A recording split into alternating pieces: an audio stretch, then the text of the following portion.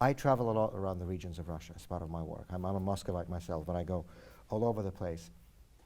And the biggest positive impression and the biggest source of hope and optimism for me is the young generation. Those people, in fact, paradoxically, who have grown up not knowing any other political reality except Vladimir Putin's, because he's been in power for so long.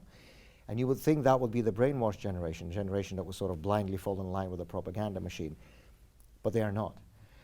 And I think the biggest reason for this are these things.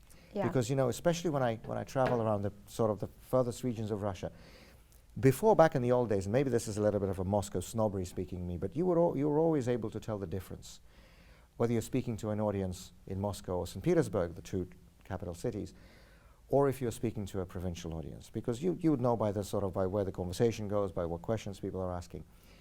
That is still true of the older generation. That is no longer true if you're speaking about people age 30 or below, because they no longer watch Putin's propaganda television channels. They use these.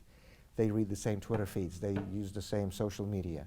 They watch the same YouTube videos as not only their peers in Moscow, St. Petersburg, but their peers in other European countries. And this is really the new and the modern generation. And if you look at the nationwide protests that, for example, took place earlier this year in January after the arrest of Alexei Navalny, tens of thousands of people, hundreds of thousands of people going out onto the streets of Russia, all the way from the Baltic to the Pacific.